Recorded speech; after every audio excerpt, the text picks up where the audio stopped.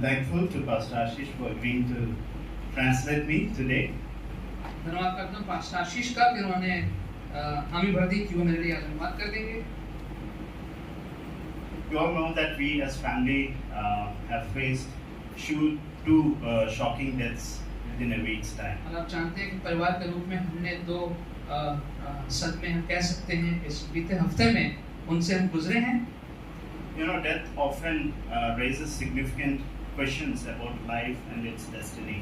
और मृत्यु एक ऐसी चीज है जो अक्सर जीवन और भाग्य के बारे में कुछ महत्वपूर्ण सवाल खड़े कर देती है। And especially when we are God-conscious people. और विशेष रीति से हम ऐसे लोग जो कि परमेश्वर को मानने और जानने वाले लोग हैं। One such question is, where do we stand in God's judgment? और एक सवाल है वो ये है कि परमेश्वर के न्याय में हम अपने आप को कहाँ खड़ा पाते हैं। And often the answer to this question is determined by the kind of response we show to God. और इस सवाल का उत्तर जो है वो निर्धारित इस बात पर होता है कि हम परमेश्वर की ओर क्या प्रतिक्रिया करते हैं। In other words, how we respond to what God has revealed to us will determine our destiny. दूसरे शब्दों में हम कह सकते हैं कि परमेश्वर ने जो भी हमें ज्ञात कराया है उसकी प्रतिक्रिया में हम क्या करते हैं इससे निर्धारित होगा इस सवाल का जवाब। We'll look at two examples today. और दो उदाहरणों को आज हम देखना चाहेंगे। Firstly, a man who was born blind. पहला तो एक व्यक्ति जो कि नेत्रहीन पैदा हुआ था। And secondly, a small group of Pharisees. और दूसरा फरीसियों का एक छोटा सा समूह था। And to understand the context behind what was read to us, और जो आज पढ़ा गया उसका संदर्भ में अगर हम समझना चाहते हैं तो John chapter 8 beginning from verse 12 till chapter 10 verse 21. यूहन्ना 8 की शुरुआत से और 10 अध्याय के आगे तक देख सकते हैं। The whole events in these chapters took place on the last day of the Feast of Tabernacles. और ये सारी जो घटनाएं घटी ये जो तंबू का पर्व था उसके अंतिम दिन में ये सारी घटनाएं घट रही थी। And this festival, the Feast of Tabernacles, is known for splendid lighting. और ये जो तंबू का जो पर्व था इसमें ये जाना जाता था कि बहुत अच्छी यहाँ पे रोशनी का आयोजन किया जाता था। The whole city of Jerusalem was lit with torches everywhere. और मशालों से पूरे यरूशलेम शहर को रोशनी करी जाती थी। And especially during the nights, anywhere you go, you find spectacular lightning. और रात में कहीं भी जाते तो आपको बहुत अच्छी रोशनी चकाचौंध करने वाली आपको मिलती। And in this context, Jesus makes a very big claim of who he is. और इस संदर्भ में यहाँ पर यीशु एक बहुत बड़ी बात कहते हैं कि वो कौन हैं। He uses this occasion of splendid lighting and he reveals about himself to the people. वो इस मौके का उपयोग करते हैं जहाँ पे इतनी सारी रोशनी थी और अपने बारे में लोगों को कुछ बताते हैं। To the people in the temple courts, this is what he said. Can someone read from chapter 8 verse 12? और जो लोग वहाँ पे मंदिर के आंगन में थे वहाँ पर ये बात उन्होंने कही। When Jesus spoke again to the people, he said, I am the light of the world. Whoever follow me will never walk in darkness, but will have the light of life.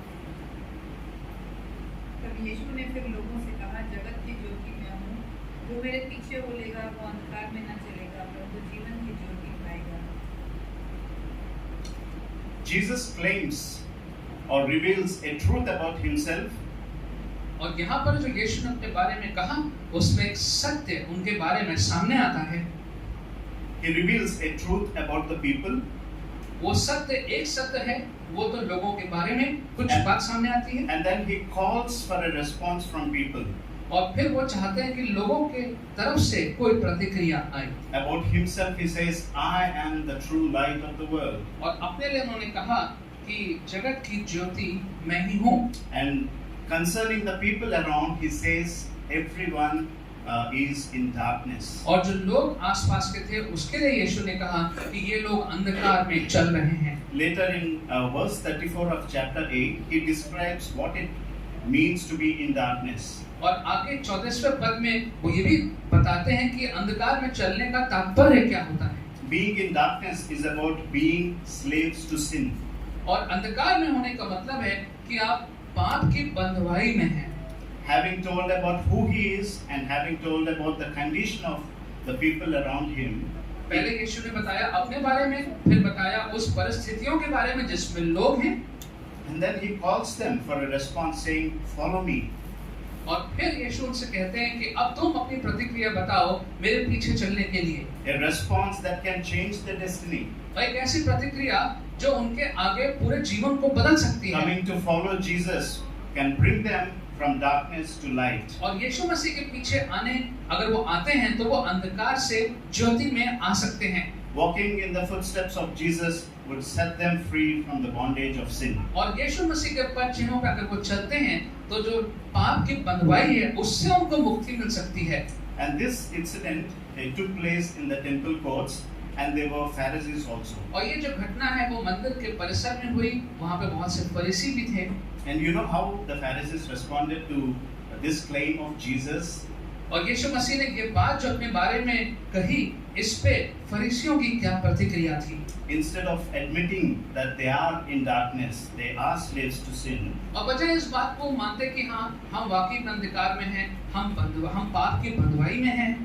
Instead of choosing to follow Jesus, who is the true light, और बजाय कि वो ये बात का चुनाव करते कि हम यीशु मसीह के अनुयायी बन जाएंगे जो कि सचमुच में ज्योति है, what did they do?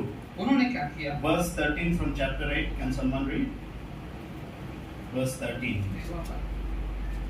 So the Pharisees said to him, "You are bearing witness about yourself. Your testimony is not true." फरीसियों ने उससे कहा, तो अपनी गवाही आप देता है, तेरी गवाही ठीक नहीं। One of the translations, it says they challenged Jesus or they opposed him, saying that you are wrong. How can you claim for yourself? एक अनुवाद में तो लिखा हुआ है कि उन्होंने यीशु को चुनौती दी कि तुम जो कह रहे हो वो गलत है, आप अपने बारे में ऐसा कैसे कह सकते हैं? Now, on the contrary, let's try to look at how this blind man, the man who was born blind, choose to respond to Jesus. अब इसके विपरीत दशा में देखते हैं कि ये जो व्यक्ति जो नेत्रहीन था, इसने क्या चुनाव किया, क्या प्रतिक्रिया करी यीशु के लिए। But before that, let me once again repeat that God's revelation always comes with an invitation, seeking a response from us. लेकिन उससे पहले मैं आपको फिर से बोलना चाहूँगा कि परमेश्वर जब अपनी बातें आपको प्रकट करता है तो उसके साथ साथ में वो आपको निमंत्रण भी देता है उसके पीछे चलने के लिए। God's revelation seeks a response from us, and the way we respond determines our destiny. परमेश्वर जब किसी बात का प्रकाशन करते हैं तो उसके साथ साथ में वो ये भी चाहते हैं कि हमारी प्रतिक्रिया भी हो यीशु के लिए उनके प्रति। So chapter 8 ends this way, that Jesus walks out of the temple along with his disciples, and then he sees this man who was born blind. तो 8वें अध्याय में अंत में देखते हैं कि परमेश्वर अपने शिष्यों के साथ उस मंदिर परिसर से निकल गए और फिर उन्होंने इस नेत्रहीन व्यक्ति को देखा।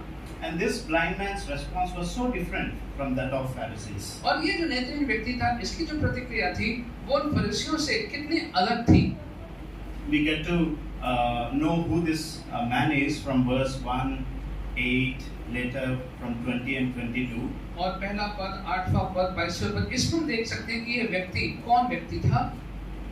Being blind from birth, और बचपन से ही नेत्रहीन होना, is made to sit and beg outside the temple. और उसको बस एक ही काम था कि वो मंदिर के बाहर बैठ के भीख मांगता था। And he has grown young now. और अब वो बड़ा हो चुका है, जवान हो चुका है। His parents were called to ask if this is truly their son, if Jesus has truly healed him.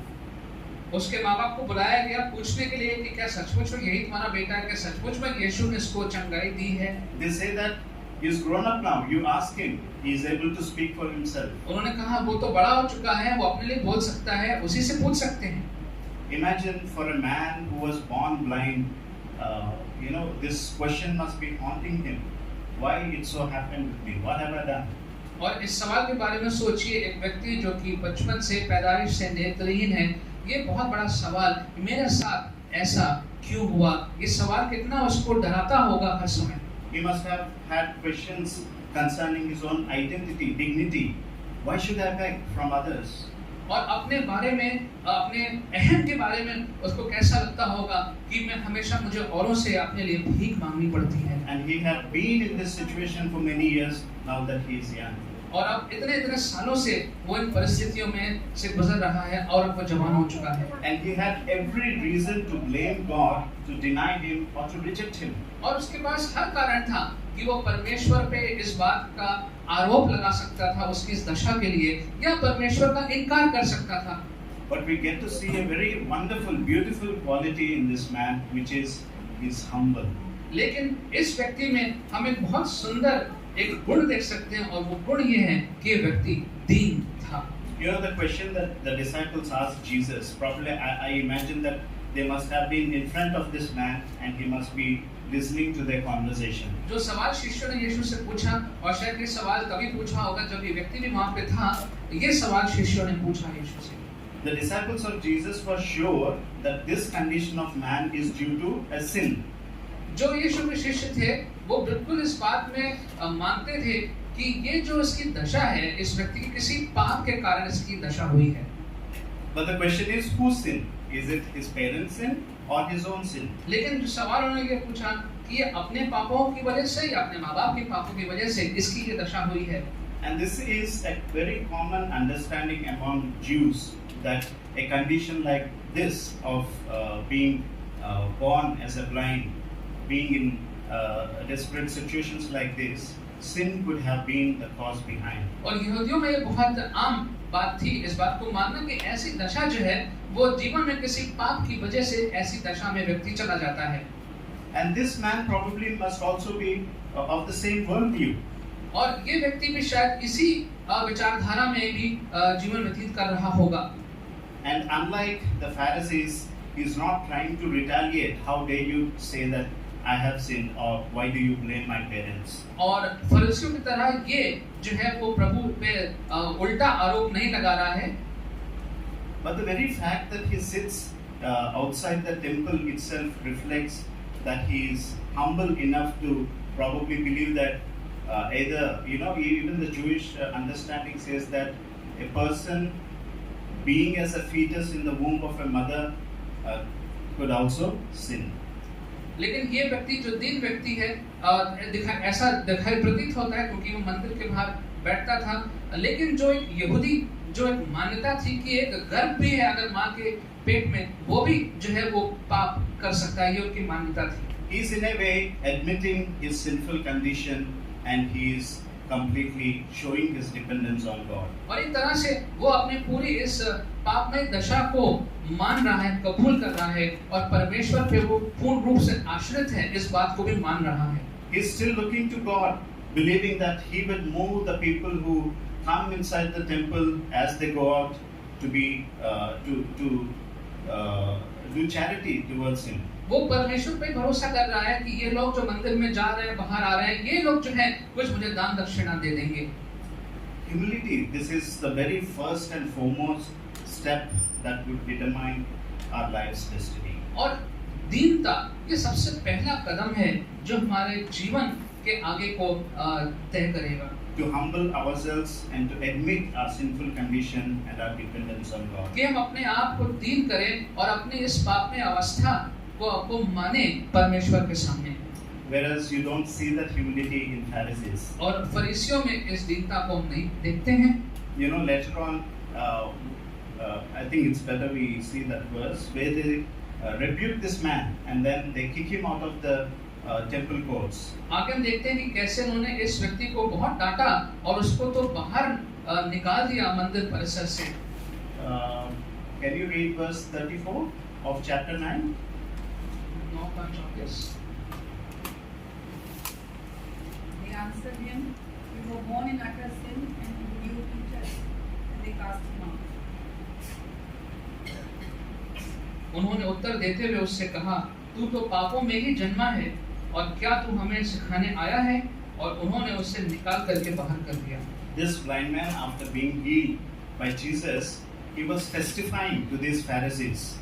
ये नेत्रहीन व्यक्ति जब उसको चंगाई मिल गई थी, अब वो फरीसियों को जाके अपनी गवाही दे रहा था।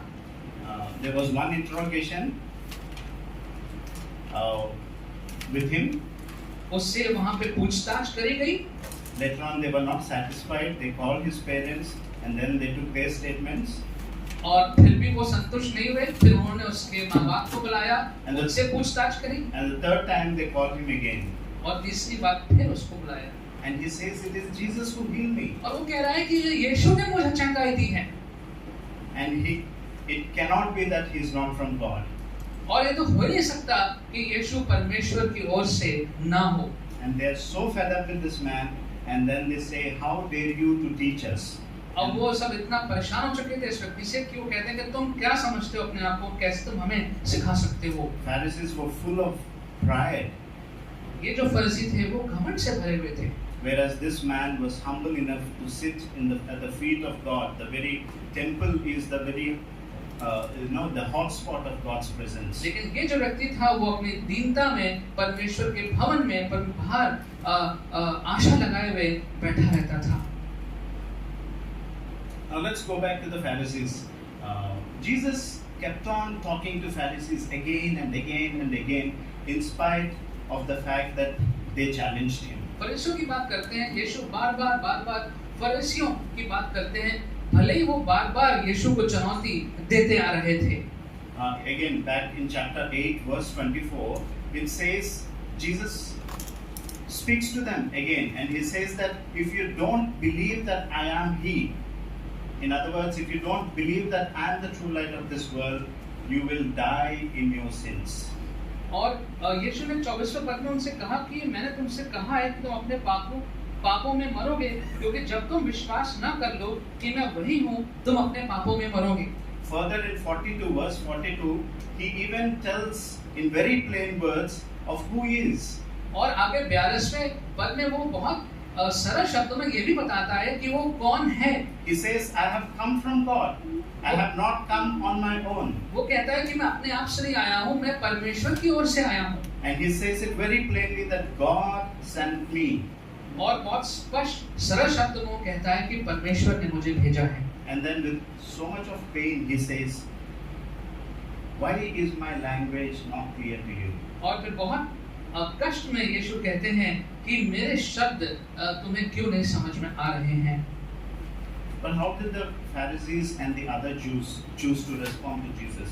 लेकिन ये फरीसी और जो यहूदी लोग थे, इन्होंने क्या निर्णय किया, कैसे इन्होंने यीशु के को प्रतिक्रिया दी? In verse 48 of chapter 8, they called Jesus a Samaritan and a demon-possessed man.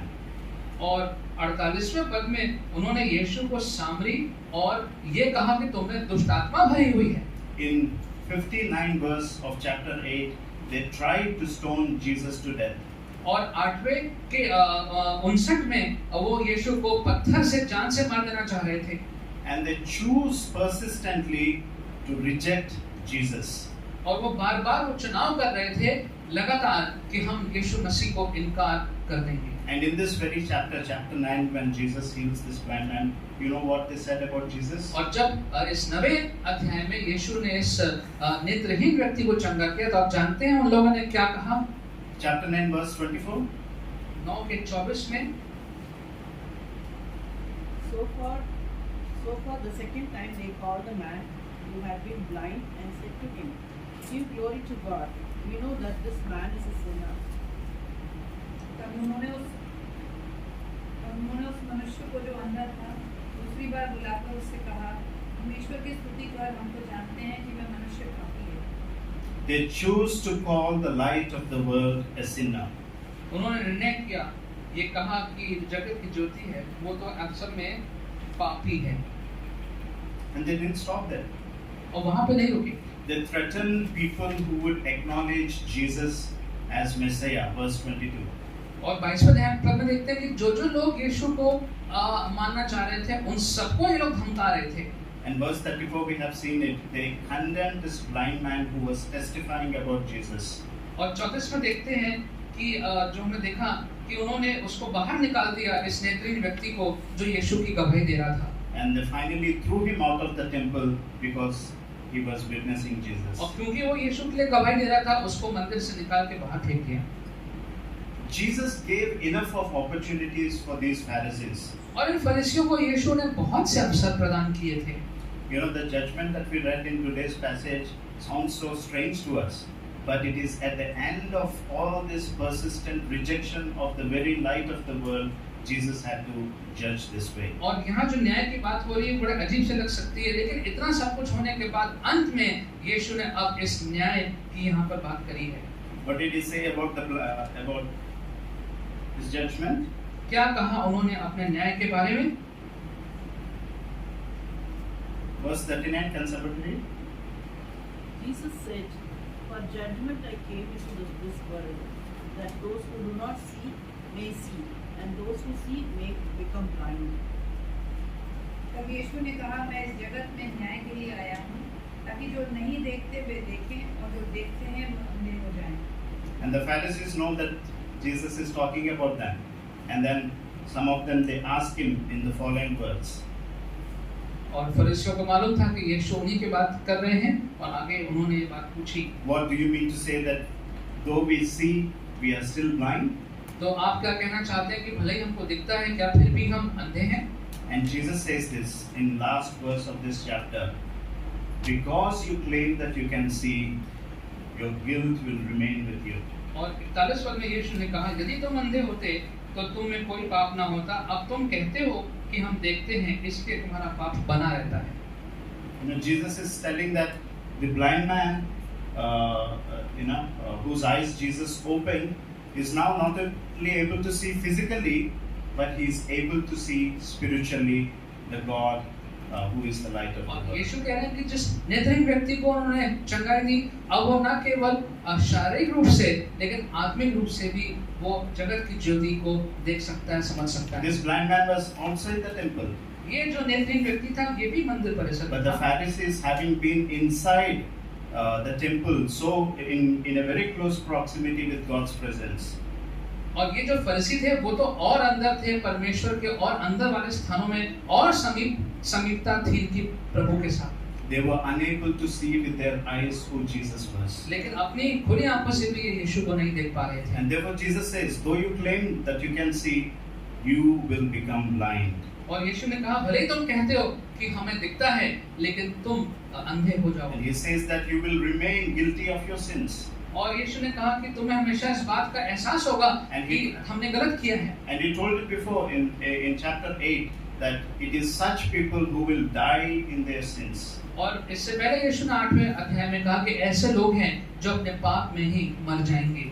Dear brothers and sisters, it is better, even to die in a sickness, in an accident, or by any other means, than to die without the forgiveness of sins. और भाइयों बहनों, वो है बेहतर होता कि हम किसी बीमारी में किसी और प्रकार से मौत हो जाए, लेकिन बजाय इसके कि हम अपने पापों में रहते रहते ही हमारी मौत हो जाए। This is the most dangerous thing that can happen to any human being. और ये बहुत ही ज्यादा खतरनाक अवस्था है जो किसी भी मनुष्य के साथ यदि होती है तो, To die in one's own sin. कि अपने पाप में ही मृत्यु हो गई। And that was the destiny Pharisees chose again and again. और ये इनका भाग्य था जो फरीसी बार-बार इसका चुनाव कर रहे थे। Now let's come back to the blind man. वापस आते हैं हम लोग अपने इस नेत्रहीन व्यक्ति पे। Jesus did reveal himself to this man also. और यीशु ने अपने आप को इस व्यक्ति को प्रकट किया। For those who humble themselves before God, God responds to them in a very personal terms. और जो लोग अपने आप को प्रभु के सामने दीन करते हैं, परमेश्वर बहुत व्यक्तिगत तौर से उनके नजदीक आते हैं। When the disciples asked Jesus, it's because of whose sin that this man is born blind. और जब शिष्यों ने पूछा यीशु से किसके पाप की वजह से ये व्यक्ति जो है वो नेत्रहीन है, They were expecting an answer between either or, right? और वो ये सोच रहे थे कि या तो ये या वो, इनमें से कोई एक जवाब मिलेगा। And you know what Jesus told? लेकिन क्या बोला यीशु ने उनसे?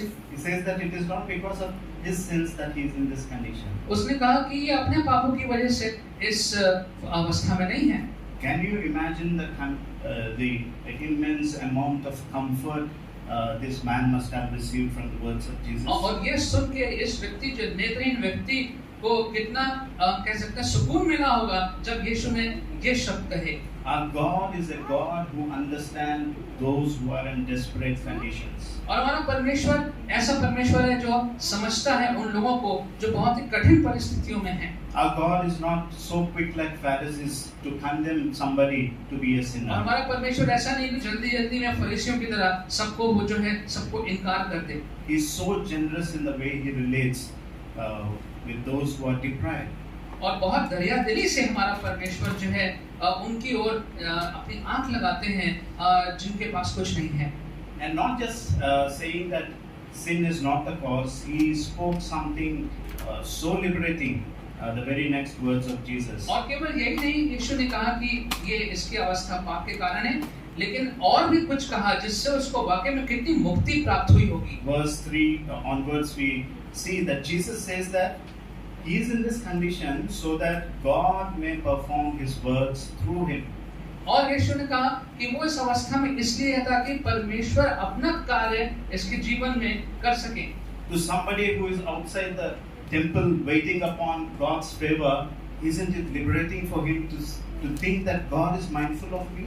और एक ऐसा व्यक्ति जो मंदिर के बाहर बैठा हुआ है इंतजार कर रहा है, जब वो व्यक्ति ऐसे शब्द सुनता है क्या उसके लिए ये बहुत ज्यादा स्वाधीन करने वाला शब्द नहीं है? He must be thinking, would God really like to perform a work in my life? और सोचेगा क्या सचमुच में परमेश्वर मेरे जीवन में ऐसा कार्य कर सकते हैं?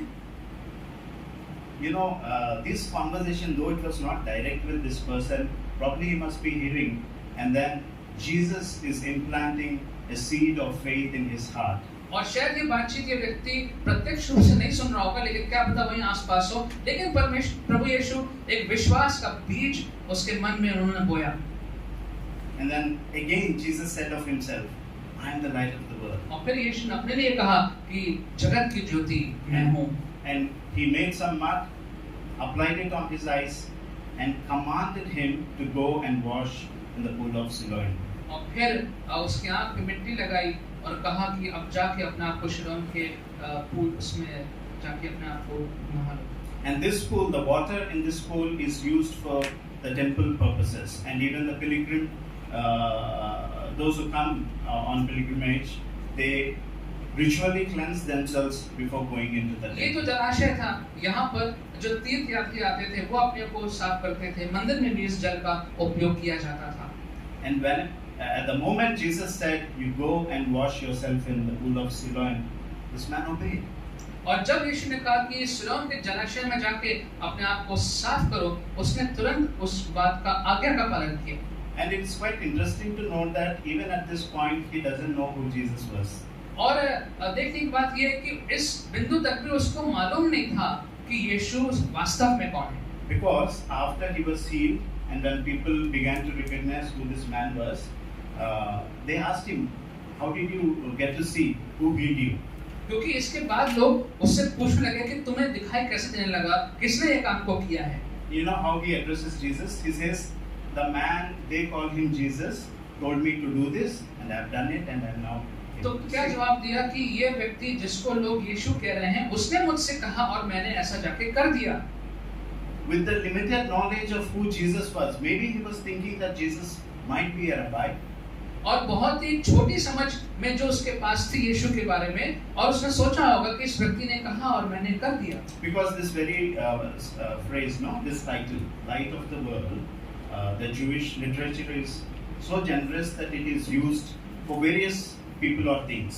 क्योंकि ये जो शीर्षक है जगत की ज्योति, तो जब यहूदी साहित्य को देखेंगे तो उसमें कई अवस्थाओं में ये शीर्षक जगत की ज्योति का प्रयोग किया गया है। It could be used for the patriarchs.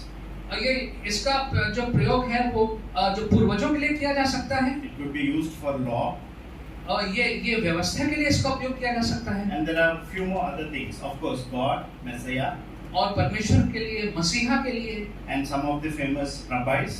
और कुछ प्रसिद्ध रब्बियों के लिए भी प्रयोग किया जा सकता था। But definitely in his mind, Jesus was not God at this point of time. लेकिन उसके मन में, उस नेत्रीहीन व्यक्ति के मन में इस वक्त प्रभु यीशु जो था वो परमेश्वर है, ये उसके मन में बात नहीं थी। For him, Jesus was just a man who people call him Jesus. उसके लिए यीशु कौन था? एक व्यक्ति, साधारण व्यक्ति जिसको लोग यीशु नाम से बुला रहे हैं। But with the limited understanding of who Jesus was, whatever Jesus told him, he obeyed. लेकिन एक सीमित जो समझ थी, उस सीमित समझ में भी जो लोगों ने, जो यीशु ने कहा, उसने करा और आज्ञा का पालन किया। We see his obedience in verse 7 of chapter 9. हम 9वें अध्याय के 7वें पद में उसकी इस आज्ञाकारिता को देखते हैं। And after receiving sight, he goes on to testify. और दृष्टि पाने के बाद फिर वो जाता है गवाही देने। A major portion of this chapter, beginning from verse 8 till verse 33, it is about his testimony to his neighbors, his testimony to the people who took him to the temple. It is his testimony even to the Pharisees, the spiritual leaders of his time. और 8वें पद से आगे हम देखते हैं जो अधिकतर जो हिस्सा यहाँ पे है वो उसकी गवाही में है। कैसे उसने बताया, क्या क्या हुआ, ये सारा ब्यौरा उसकी गवाही में दिया हुआ है। He was actually made to stand before the Pharisees. उसको तो खड़ा कर दिया गया था फरीसियों के सामने। And in spite of the fact that they called Jesus a sinner because he healed him on the day of Sabbath. और भले इसके कि लोगों ने यीशु को भी कह दिया कि पापी है क्योंकि सब्बत के दिन उसको चंगाई दी गई थी। This man was bold enough to testify, even to question them, saying that how can God listen to somebody who is a sinner? और फिर भी ये व्यक्ति इतना दृढ़ था और दृढ़ संकल्प होके ये लोगों के सवालों का जवाब दे रहा था। Through his testimony, he was challenging their worldview of who Jesus was. अपनी गवाही से वो चुनौती दे रहा था इन लोगों की सोच पे यीशु के बारे में।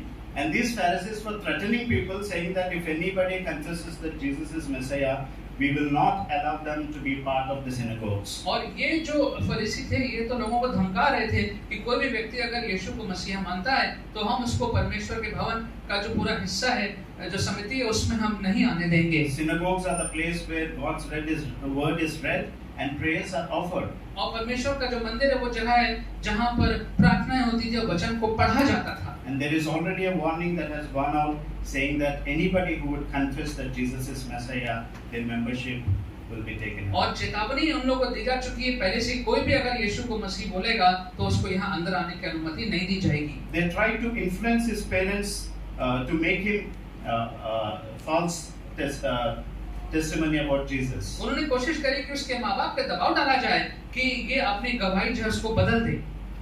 And you know, it's very sad. Even his parents, when he came, you don't see them being so joyful and overwhelmed of what God has done in their child's life. और दुख की बात है कि जब माँ-बाप भी उसके आ गए तो उनका अपने बेटे को देखकर भी कोई बहुत ज़्यादा वो आनंद से नहीं भर गए थे कि देखे कि बेटे को अब फिर से दिखाई देने लगा है। But they were full of fear that their membership would go, and then they very safely escaped the situation. लेकिन उनको ये भय था कि हमें मंदिर में जाने की जो अनुमति है वो चली जाएगी, और फिर वो धीरे से वहाँ से निकल गए। And then finally they were trying to influence this man, saying that now you speak true. You know that you are in the presence of God. Fear him, and you tell us that Jesus is not the one who healed you. और फिर से वो लोग इस व्यक्ति पे दबाव डाल रहे थे कि वो इस बात को अपना बयान बदल दे कि यीशु ने उसको चंगाई दी है। But this fellow stood his ground in testifying to Jesus. लेकिन ये व्यक्ति जो था वो दृढ़ संकल्प में खड़ा रहा कि यीशु कौन है, यीशु ने क्या किया है। He was humble. वो दीन था। He was obedient with whatever he received from Jesus. उसने आज्ञा का पालन किया जो भी यीशु ने कहा था। He went out to boldly testify to और Jesus. दृढ़ रूप से उसने जाके गवाही दी यीशु के बारे में। And finally, he even gave himself to pay the cost of being called a disciple of Jesus. और अंत में उसको एक दाम भी चुकाना पड़ा इस बात का कि वो यीशु का सच्चा शिष्य है। This man didn't even realize that he is in the making of becoming a disciple of Jesus. और उसको तो ये भी नहीं मालूम था कि वो यीशु का शिष्य बनने की उसमें है, प्रक्रिया में है। In verse 28, the Pharisees says, "You are his disciples. We are not. We are Moses' disciples. but you speak as if you are a disciple of Jesus. उससे पहले परमेश्वर ने कहा था कि हम तो मूसा के शिष्य हैं, लेकिन तुम जो हो तुम तो यीशु के शिष्य हो। And the cost that he paid in order to testify about Jesus is that he was thrown out of the temple. और जो दाम चुकाना पड़ा उसको यीशु का शिष्य बनने के लिए वो ये कि उसको मंदिर परिसर से बाहर निकाल के फेंक दिया गया। Where was Jesus when all this was happening? जब ये सब हो रहा था तो यीशु कहाँ थे? He did not see Jesus again after he was able to see. और दृष्टि वापस आने के बाद वो यीशु को दोबारा नहीं देख पाया। You know, but the kind of God that we have, he comes in search of people who stand for his name. लेकिन हमारा जो परमेश्वर है वो ऐसा है कि जो लोग परमेश्वर के लिए खड़े होते हैं उनके लिए परमेश्वर वापस आते हैं। You know, the word that was used is Jesus found him, knowing that he was thrown out, he found him. और जो लिखा हुआ है वो ये कि यीशु ने ढूंढ लिया इस व्यक्ति को जब पता लगा कि उसको मंदिर से बाहर निकाला गया है। And you know what happens when a person is humble enough to admit his or her sins? और क्या होता है जब हम कोई व्यक्ति इतना दीन हो जाता है कि वो अपने पापों को मानता है, क्या होता है? Obey whatever God tells. और वो व्यक्ति जो है वो आज्ञा का पालन करता है, हर बात का जो परमेश्वर ने कहा है, Willing to boldly testify. और वो बहुत दृढ़ रूप से परमेश्वर की गवाही देने को भी तैयार है। Willing to forego certain privileges. और कुछ जो उनके जो अधिकार हैं उन अधिकारों को भी त्यागने के लिए वो व्यक्ति तैयार है। To them, God rewards with greater revelation of who he is. और ऐसे व्यक्तियों को परमेश्वर जो है वो और ज्यादा अपने आप को दर्शाते हैं, बताते हैं। God gives an opportunity to such people to even to come in a deeper understanding of who God is. ऐसे व्यक्तियों को परमेश्वर और मौका देते हैं कि वो और गहराई से प्रभु के बारे में जान सकते हैं। And that is what we see in verse 35 to 37 when Jesus says, "Do you believe in the Son of Man?" और 35 से 37 में देखते हैं जब यीशु ने उससे कहा कि क्या तुम मनुष्य के पुत्र में विश्वास करते हो? And then this man says, "Sir, who is he? I don't know." उसने कहा मैं तो नहीं जानता, ये कौन है? And Jesus says, "You are speaking to him. I am the one." और यीशु ने कहा तुम मुझसे बात कर रहे हो, मैं ही हूँ। And you know how this whole beautiful event culminates? और फिर इस पूरी बात का अंत कैसे होता है? It culminates in the act of worship. और अंत में हम देखते हैं कि इसका अंत जो है वो आराधना में होता है। Verse 38. 38वें पद में True worship is not just singing songs. It should flow from a right kind of response to God's revelation. और सच्ची आराधना का मतलब केवल यही नहीं कि गीत गाना, लेकिन एक सही प्रक्रिया प्रभु की ओर होना चाहिए। जो कार्य उसने हमारे जीवन में किया है उस प्रक्रिया को हम आराधना कहते हैं। It should flow from a life of humility, a life of obedience, a life that is witnessing, a life that is willing to pay the cost. और एक ऐसा जीवन जो आज्ञाकारी है, ऐसा जीवन जो दीन है, ऐसे जीवन में से जो जीवन ऐसा जीवन जो गवाही देने को तैयार है, ऐसे जीवन में से ये आराधना बह के अपने आप निकलती है। And to such people, Jesus' judgment is very different from the way he judged Pharisees. और ऐसे लोगों पे न्याय के जो मापदंड होंगे वो अलग होंगे बजाय कि जो फरीसी लोग थे। Now verse 39, Jesus is telling, now this man is not only able to see physically, और 39 पद में यीशु कहते हैं कि अब ये व्यक्ति ना केवल अपने शरीर की आंखों से देख सकता है, he declares him not guilty of sin. यीशु इस बात की घोषणा करते हैं कि ये अब दोष रहित है।